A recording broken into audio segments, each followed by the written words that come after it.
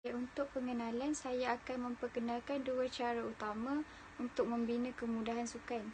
Yang pertama sekali ialah menentukan berapa banyak wang yang mungkin ada untuk projek itu dan kemudian sesuaikan dengan anggaran. Kalau contoh sekolah ada 2 juta ringgit Malaysia untuk gimnasium, maka sekolah tersebut harus memastikan bahawa kemudahan tersebut dibina kurang dari angka 2 juta ringgit Malaysia, kerana wang sebanyak itu masih diperlukan untuk membeli perabot. Jika sekolah tidak mempunyai dana lain untuk yang dihaskan untuk proses pembinaan, maka pilihannya adalah sangat terhad. Yang kedua, cara untuk membina kemudahan sukan adalah apa yang diperlukan dan kemudian mengembangkan aspek yang ideal dalam batasan biaya yang kasar. Okey, yang ini setelah selesai analisis data, anggaran kos terperinci akan dapat dikembangkan. Bila semua harga komponen dah ditentukan secara kasar, pemaju kemudahan dapat menghilangkan barang yang memiliki keutamaan yang rendah dan tidak dapat dilaksanakan secara ekonomi untuk berada dalam batasan anggaran yang berpotensi. Proses ini disebut sebagai teknik berasaskan nilai. Berikut merupakan fasa-fasa yang terkandung dalam proses penyusunan. Yang pertama sekali adalah fasa pengaturcaraan. Okey, untuk fasa pengaturcaraan ni adalah fasa yang sangat penting dan yang paling utama sekali dalam proses penyusunan. Untuk fasa ini kita pertama sekali kena putuskan apa yang hendak dibina, dan kita kena periksa ruang, kos dan kriteria lain. Seterusnya, memutuskan acara apa yang akan diadakan di kemudahan itu, termasuk masalah kapasiti dan kemudahan. Seterusnya, menentukan bilangan dan lokasi kawasan penyediaan dan penjualan makanan dan minuman. Dan yang akhir sekali adalah memutamatkan kawasan sokongan yang diperlukan. Bagi fasa yang kedua pula ialah fasa reka bentuk. Fasa reka bentuk ni pemilik kemudahan perlu merancang kemudahan tersebut dengan arkitek. Kemudian lukisan skema tu perlu disiapkan dengan anggaran kos. Seterusnya, membangunkan reka bentuk dan menambahkan perincian seperti sistem pemanasan, pengudaraan dan penyaman udara. Yang seterusnya, menyemak dan mengesahkan dokumen, mengkaji operasi untuk memastikan sistem yang akan beroperasi sebagaimana yang telah digariskan. Dan yang akhir sekali ialah menyiapkan dokumen pembinaan undang-undang dan tender. Bagi fasa yang terakhir sekali adalah fasa pembinaan. Bagi fasa ini, pemberian kontrak setelah memeriksa rujukan dan kelayakan semua pihak. Kemudian menyusun jadual pembinaan melalui penyiapan kemudahan yang besar, menyelesaikan proses pembinaan dan menukar pesanan. Dan yang akhir sekali akan melalui proses pemeriksaan. Seterusnya, kita beralih pula ke perancangan pembinaan. Untuk pembina dalam perancangan ini, setiap projek termasuk kemudahan awam mempunyai pemilik. Oleh itu, pemilik boleh membina kemudahan tersebut dengan sendiri sekiranya mereka mempunyai sumber. Namun langkah utama juga perlu diambil oleh pemilik kemudahan dengan menemu ramah beberapa pembangun, mendapatkan beberapa sebuah harga dan kemudian memilih pembangunnya. Pemilik yang tidak mahu terlibat dalam proses tersebut boleh menyewa perunding, pengurus pembinaan atau kontraktor untuk menguruskan proses pembinaan. Proses penawaran mungkin akan berlaku dalam proses perencanaan ketika pelbagai syarikat seni bina perundingan atau reka bentuk diperiksa. Yang seterusnya pula adalah tawaran projek. Proses pembinaan memerlukan pemberian dan penerimaan yang ketara. Pemilik atau pasukan pengurusan mesti mengetahui projek utama lain yang akan ditawar dan memberi calon pembida cukup masa untuk mengemukakan tawaran. Salah satu elemen pertama dalam proses penawaran adalah permintaan kelayakan yang dikenali sebagai Request for Qualification (RFQ). Okey. RFQ akan membantu menentukan syarikat mana yang memenuhi syarat minimum untuk membina kemudahan tersebut.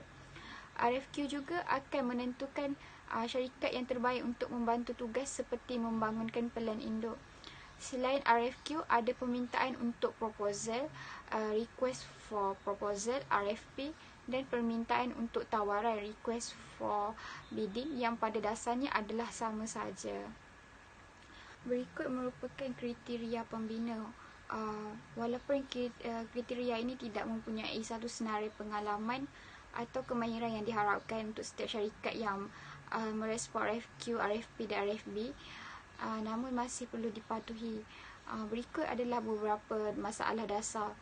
Yang pertama sekali adalah berapa lama kewujudan syarikat, pengalaman projek yang berkaitan, kepakaran dan pengalaman kaki tangan kejuruteraan, pengalaman dengan syarikat lain yang sudah bekerja dengan perancang kemudahan, pengalaman lalu bekerja untuk perbandaran, pengalaman kaki tangan dalam projek serupa, negeri atau lesen lain yang diperlukan sama ada lesen firma ataupun lesen peribadi,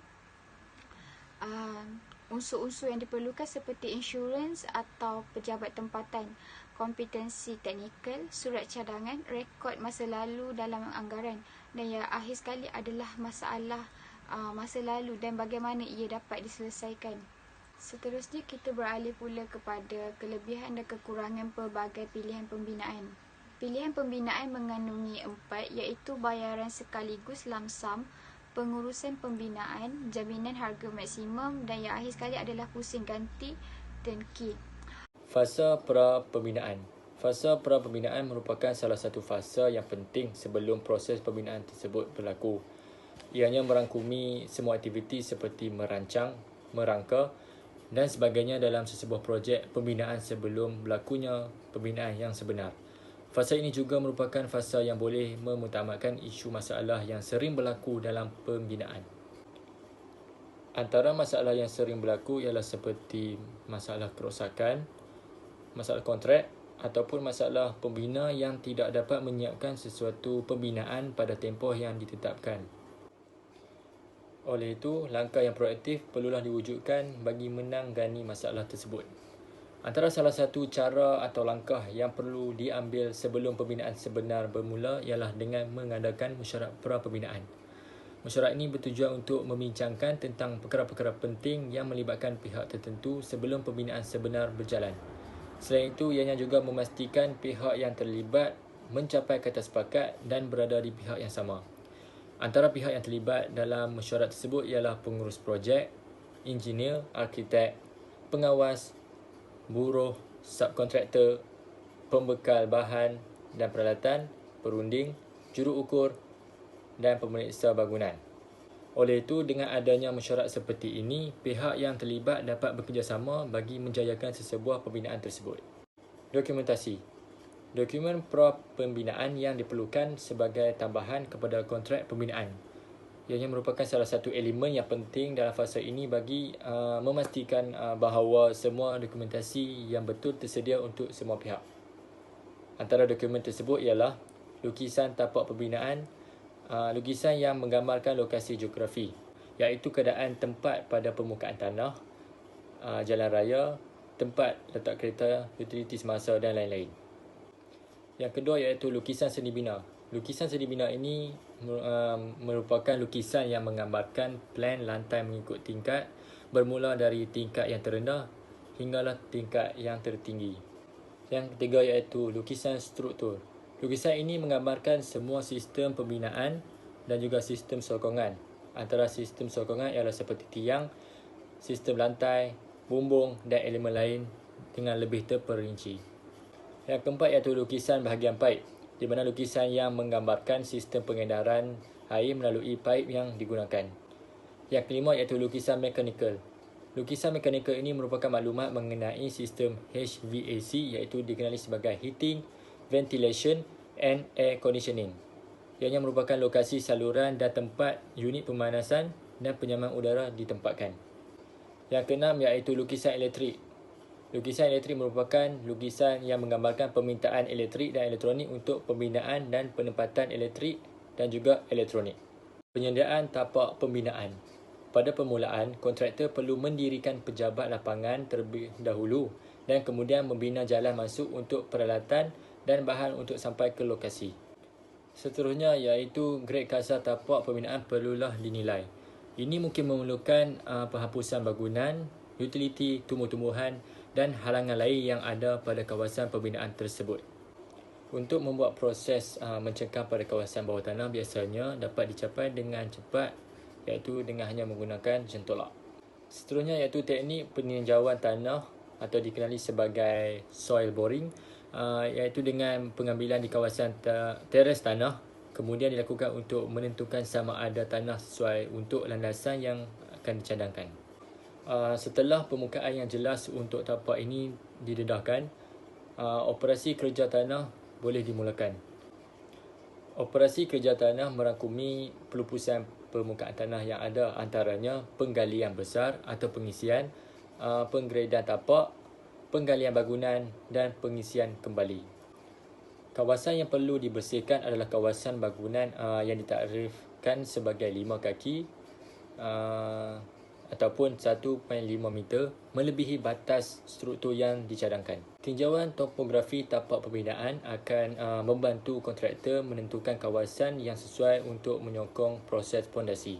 Kiranya lubang perlu digali untuk menyokong pondasi atau untuk ruang bawah tanah, kontraktor perlu menggali tapak dengan menggunakan peralatan penggalian mesin, antaranya ialah seperti mesin penggali, jentolak dan penggalian tangan. Semasa proses penggalian, kontraktor mungkin mengalami masalah air di mana air dapat dikeluarkan dengan cara menyalurkan air secara langsung dari satu lubang ke lubang lain atau memasang sistem pam tetap. Akhir sekali, setelah tapak berada pada tahap yang sesuai, tanah akan dirawat secara kimia untuk mengelakkan serangga seperti anai-anai. Utiliti juga ditambah pada ketika itu dan beberapa landscape asas mungkin selesai pada masa tersebut. Dan gambar di bawah itu merupakan proses membuat pondasi bangunan. Di sebalik tabir pembinaan dan pemeliharaan padang baseball dan softball.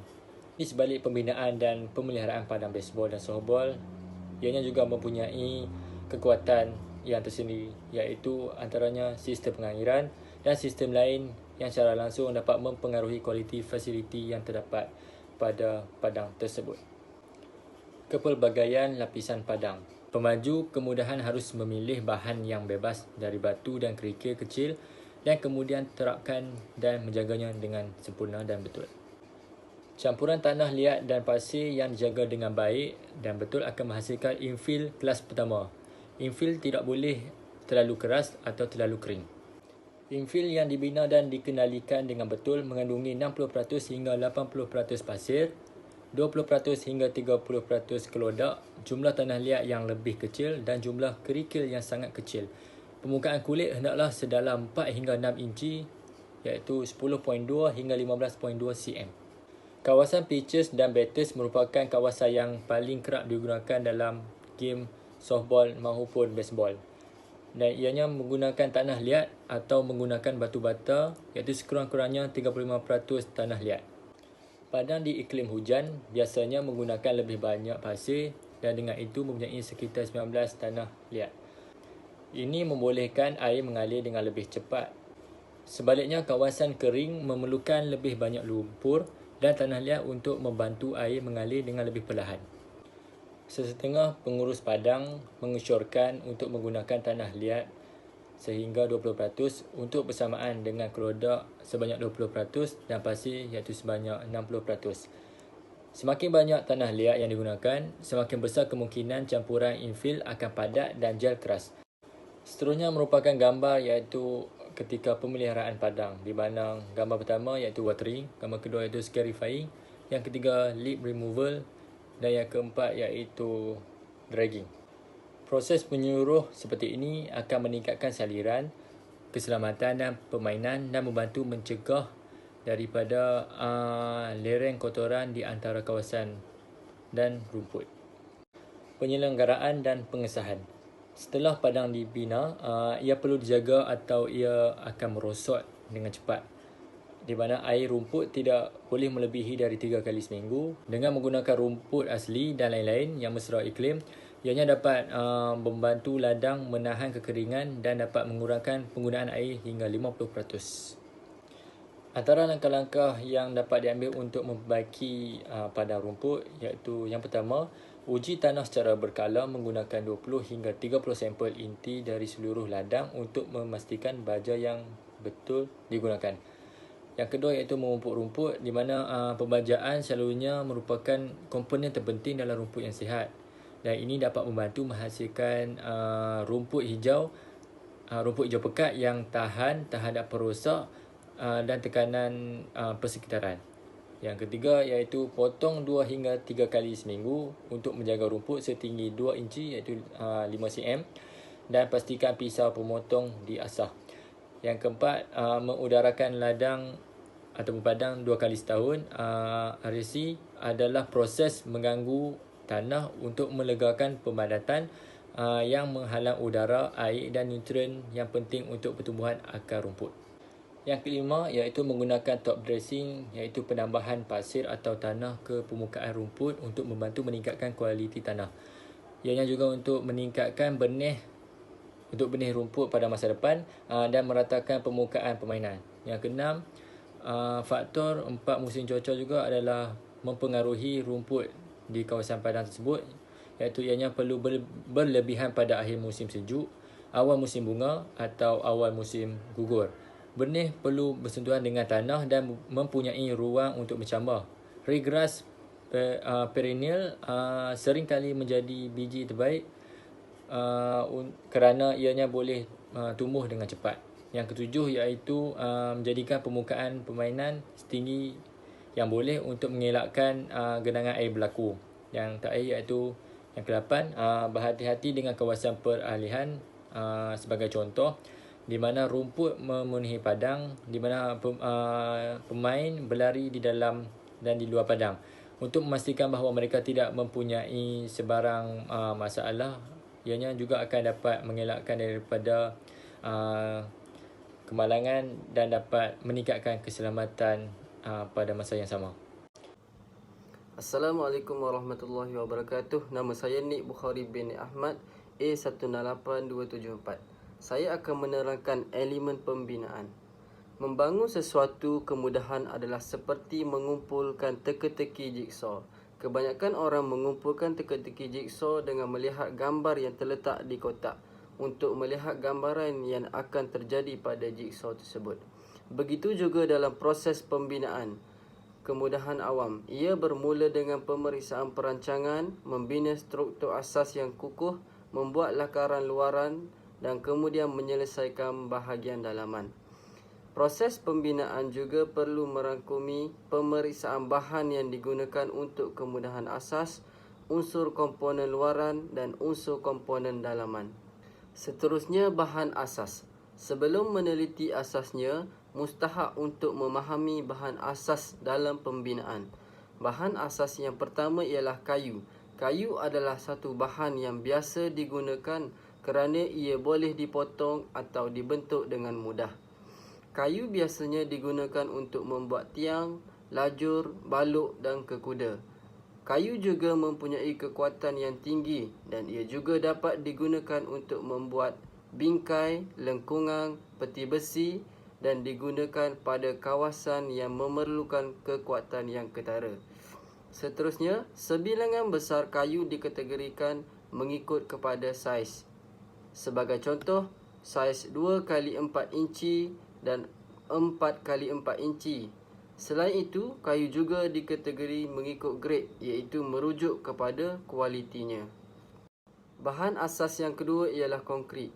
Konkrit merupakan salah satu bahan yang paling kerap digunakan di dalam pembinaan. Konkrit adalah bahan serba boleh seperti tidak mudah terbakar, marble dan murah. Konkrit dikenali juga sebagai simen. Simen ini diperbuat daripada silika, kapur, debu seruling dan alumina. Ramuan ini dicampurkan, dipanaskan, disejukkan dan ditumbuk. Kemudian serbuk ini dijual secara pukal atau dijual di dalam beg. Seterusnya, menggabungkan simen dengan air, pasir, batu kerikil, batu hancur dan barang lengai yang lain untuk dijadikan konkrit. Bahan asas yang ketiga ialah keluli. Keluli sering digunakan dalam pembinaan untuk membuat bingkai bangunan. Keluli boleh kehilangan kekuatan dari masa ke semasa kerana kakisan atau terdedah kepada panas yang teruk. Keluli dihasilkan dari 3 bahan asas seperti besi, bijih dan batu kapur. Keluli digunakan untuk menampung beban secara mendatar dan menegak. keluli boleh menyokong konkrit menjadi lebih kuat kerana kekuatan keluli adalah sangat tinggi. Seterusnya ialah substruktur dan bahan. Tahap di permukaan tanah dan di bawah permukaan tanah dipanggil substruktur. Substruktur membantu memindahkan beban struktur dari bangunan ke dalam tanah atau ke dalam batu untuk dijadikan tapak yang paling selamat dan kukuh.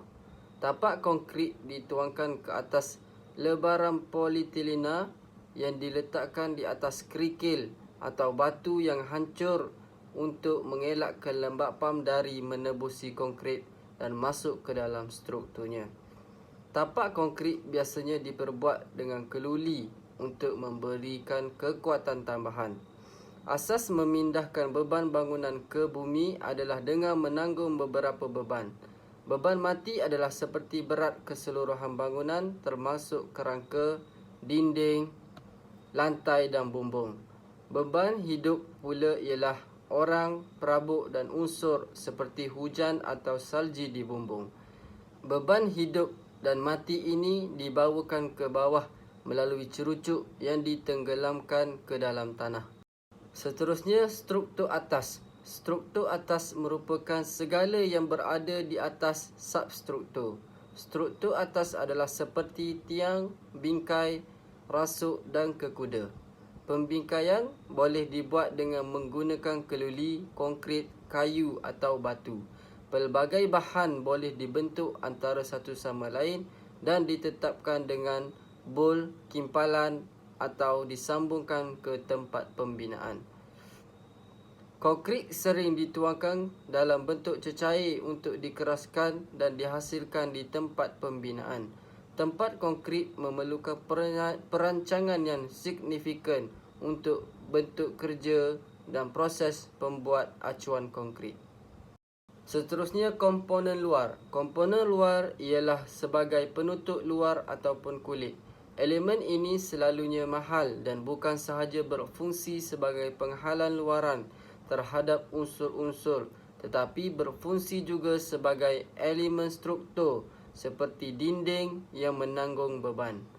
Bahagian luar boleh dibuat dari kayu, simen, logam atau bahan lain. Namun bahan ini hendaklah disaluti dengan bahan kalis air terlebih dahulu. Hal ini bagi mengelakkan daripada berlakunya kebocoran.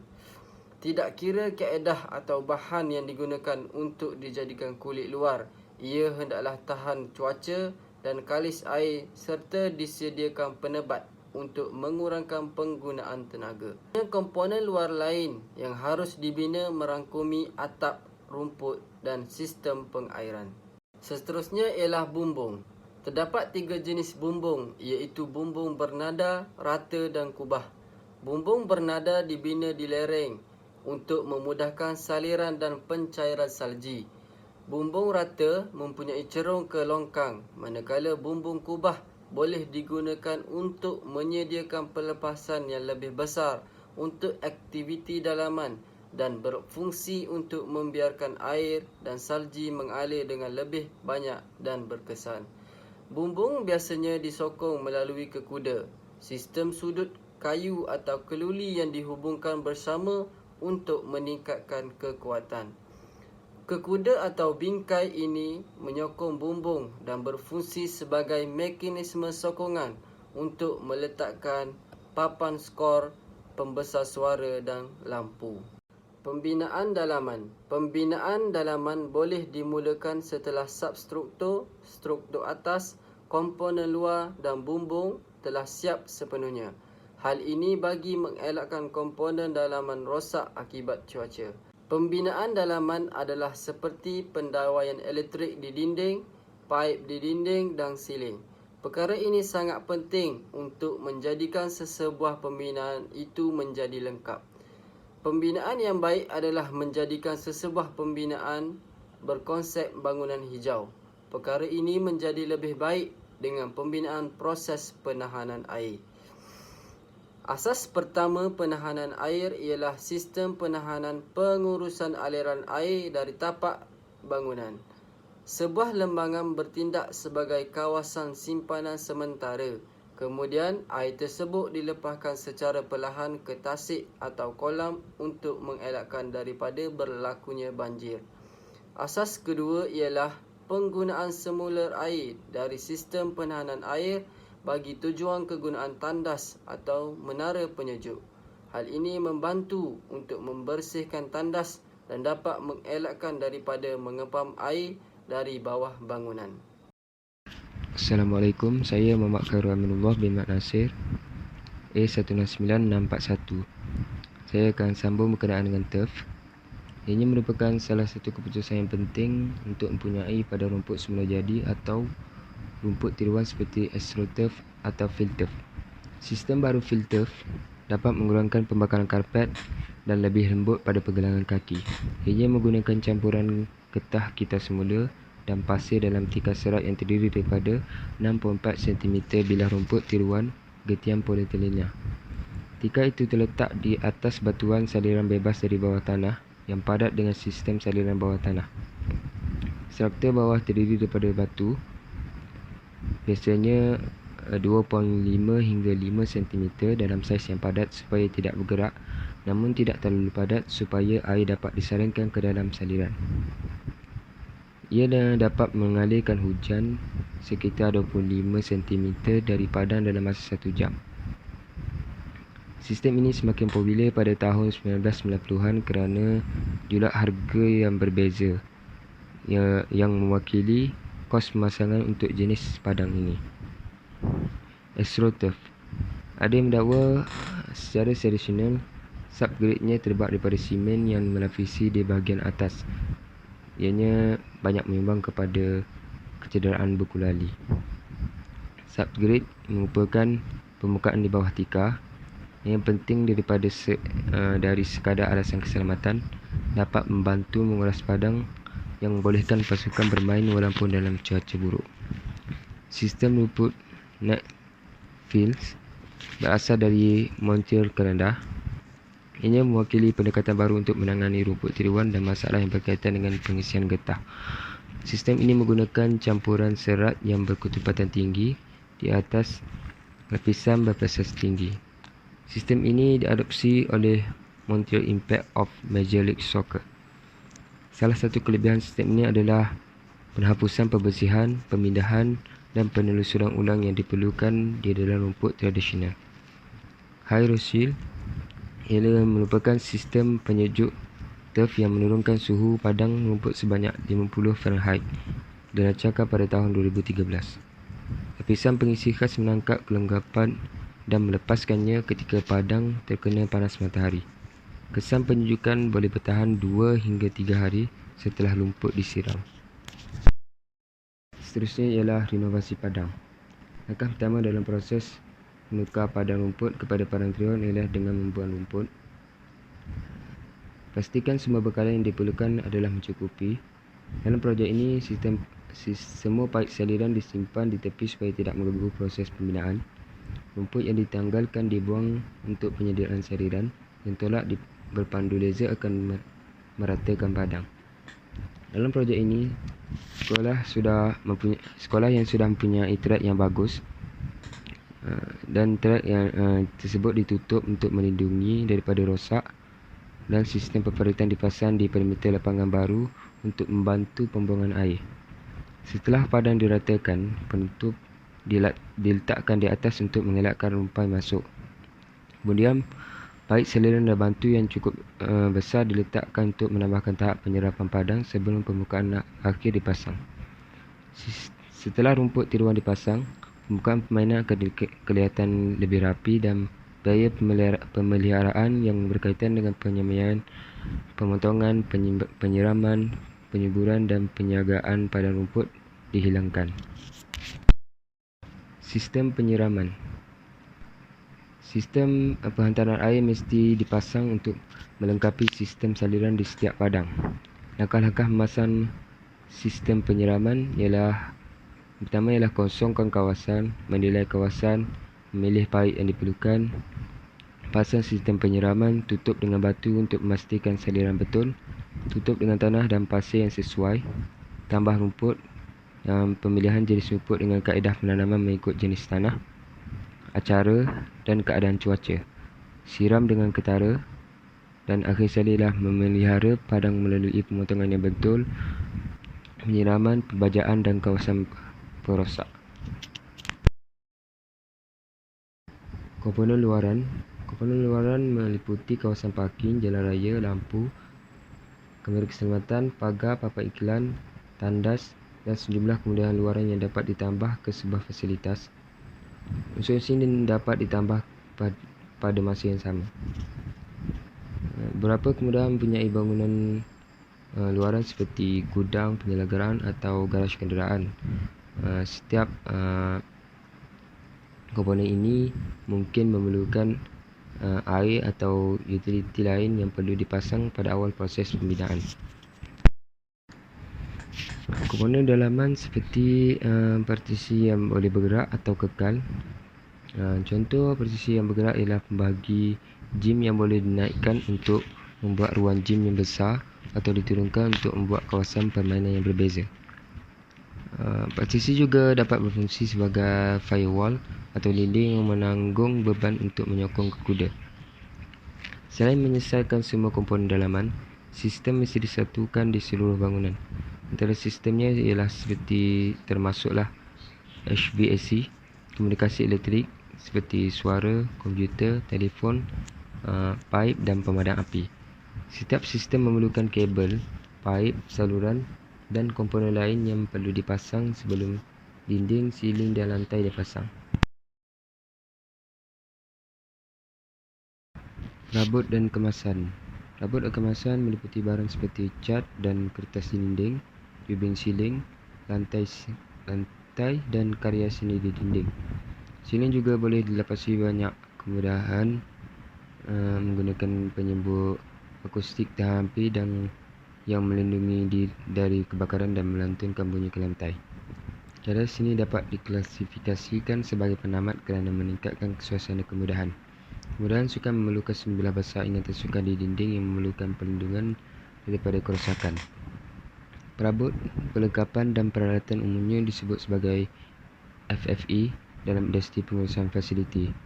Di stadium atau arena besar, FFE dapat merujuk segala sesuatu dari papan skor dan sistem suara hingga mesin fotokopi dan Zambonis.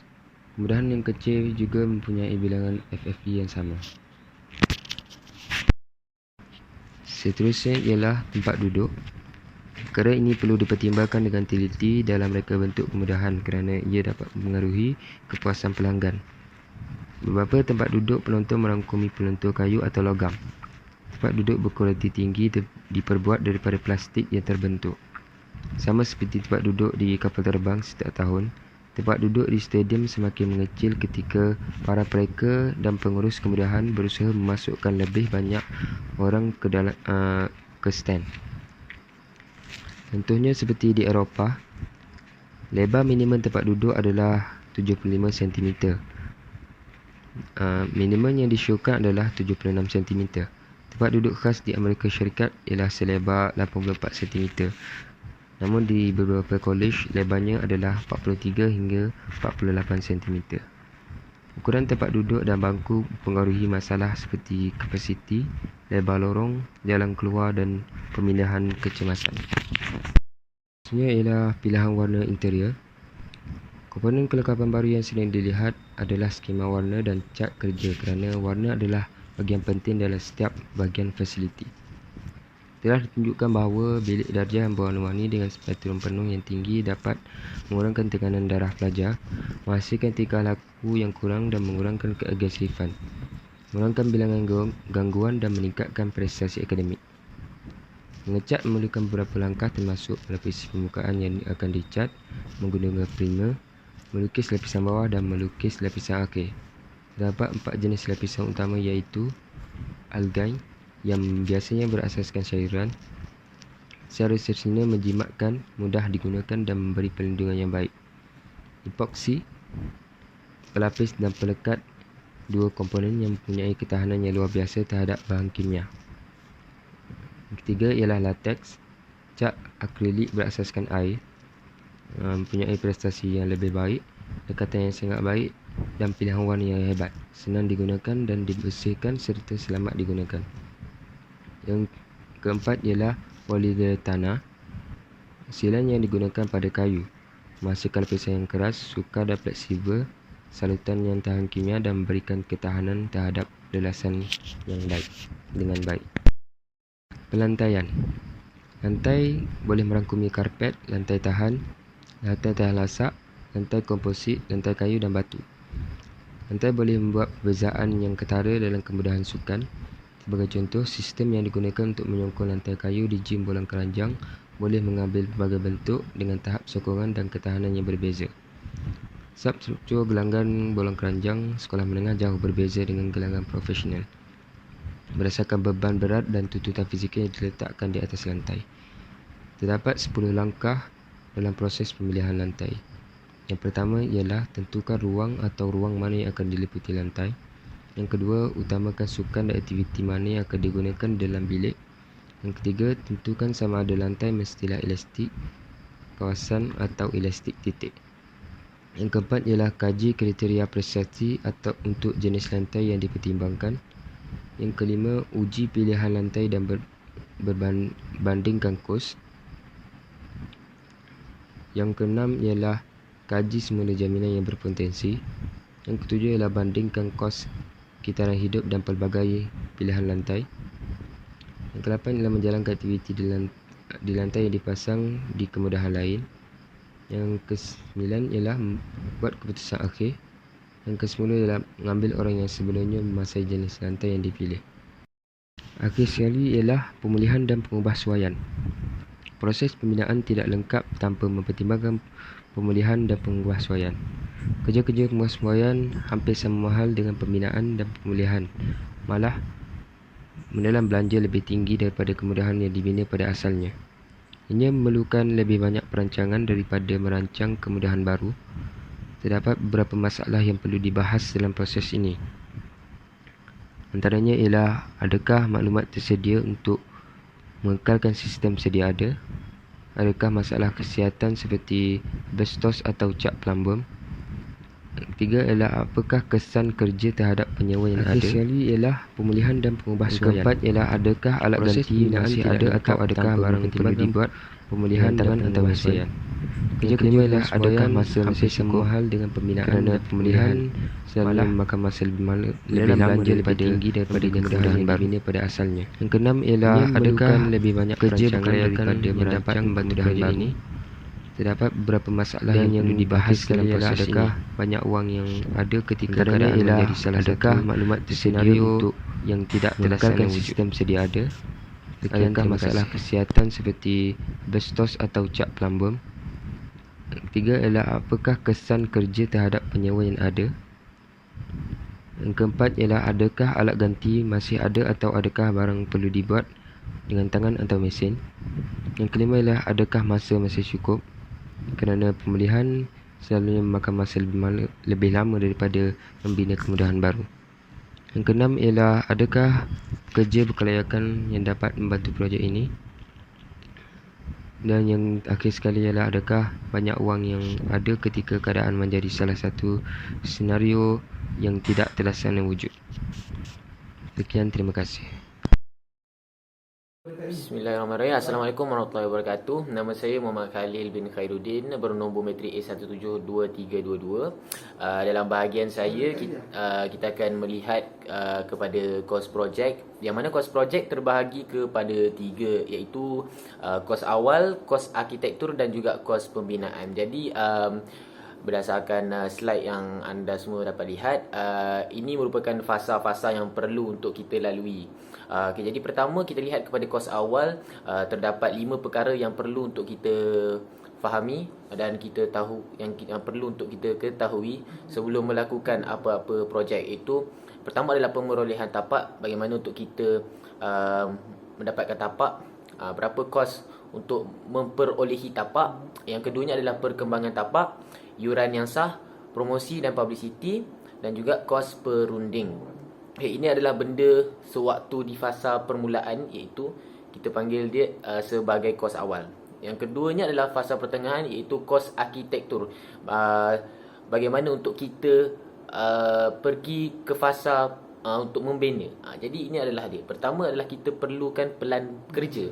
Kita perlukan penyeliaan, kita perlukan kejuruteraan untuk kita pergi ke fasa yang seterusnya, iaitu kos pembinaan. Jadi di dalam kos pembinaan pula terdapat kontrak bangunan dan subkontrak, berapa kos penyeliaan, kita perlu tahu permit pembangunan, dan juga FFE, iaitu merujuk kepada furnitures, fixtures dan juga equipment. Jadi ketiga-tiga kategori di dalam kos projek ini amat penting untuk kita senaraikan, untuk kita ketahui berapakah kos yang dikeluarkan pada fasa awal, fasa pertengahan dan juga fasa yang terakhir, iaitu kos pembinaan. Baik, untuk slide yang seterusnya, kita lihat pada kos berubah. Terdapat 6 perkara yang perlu untuk kita tahu, iaitu pertama adalah pendapatan semula dan perbelanjaan yang melibatkan pergerakan. Yang kedua adalah akses ke pasar dan pusat pengedaran dan juga kos untuk menembusi pasaran.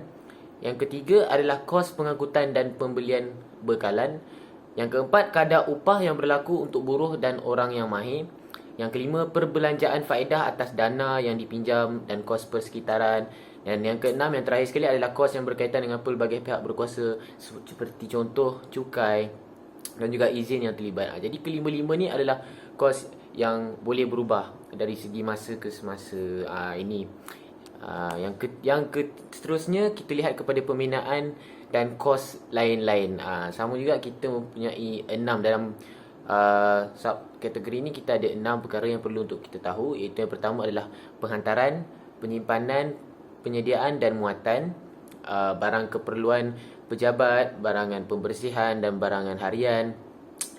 Kita ada barang-barang yang untuk kita lakukan penyelenggaraan, kita ada kos-kos untuk kita mengiklankan dan juga komunikasi, dan kita ada insurans kemudahan bagi mempermudahkan kita untuk pejabat. Okey. Jadi yang terakhir ini adalah fasa yang terakhir, iaitu fasa untuk kita menganalisis. Baik, sesuatu fasiliti itu mungkin telah siap untuk dibina, tetapi ianya perlu untuk dilakukan pemeriksaan sebelum secara rasmi boleh digunakan. Jadi pemeriksaan ini kebiasaannya dia akan mengambil masa beberapa hari ataupun seminggu. Jadi tujuan analisis ini dilakukan adalah untuk memastikan, yang pertama, macam contoh keselamatan, bagaimana adakah bangunan-bangunan ataupun projek yang telah siap dibina ini kukuh, selamat untuk digunakan, macam tu. Jadi salah satu lagi mengapa untuk kita melakukan analisis selepas projek ini siap dibina, iaitu kerana ada kadang-kadang mungkin pekerja buruh itu ada meninggalkan sampah dan sisa binaan ketika meninggalkan tapak pembinaan, dan ini adalah isu yang biasa dan isu utama. Mengapa kita perlu untuk melakukan analisis dan pemeriksaan lah. Jadi dalam pemeriksaan terdapat 4 orang yang boleh melakukan pemeriksaan, iaitu yang pertama adalah kontraktor binaan, yang kedua adalah arkitek, jurutera, bomber dan pemeriksa bandar, dan juga yang terakhir adalah pemilik. Jadi pemeriksaan ini amat penting sebelum ianya boleh digunakan. Sekian, secara kesimpulannya, industri pembinaan merupakan salah satu industri yang menjadi tunjang kepada pembangunan sesebuah negara, di mana sebuah negara tersebut akan mendapat kelebihan dan juga akan menjadi salah satu negara yang terkenal dengan mercu tanda masing-masing. Yang kedua iaitu kemajuan industri pembinaan dapat dihubung kait melalui keberhasilan sesebuah pengurusan yang menjadi aliran dalam sesebuah projek pembinaan, di mana sekiranya pengurusan sesebuah industri itu cekap, jadi mereka dapat menjalankan projek tersebut dengan baik dan berjaya. Yang ketiga, pihak yang terlibat seperti arkitek, jurutera, buruh dan lain-lain haruslah memainkan peranan yang penting dalam suatu projek yang dijalankan. Tanpa kerjasama mereka, sebarang projek tidak akan berjaya dijalankan dengan sempurna. Dan sekali iaitu bagi aspek bahan binaan. Bahan binaan merupakan elemen yang penting di dalam sesebuah projek pembinaan, di mana bahan binaan yang digunakan bagi suatu projek pembinaan adalah bergantung kepada jenis dan reka bentuk projek tersebut, dan ianya merupakan salah satu keistimewaan bagi pembinaan tersebut.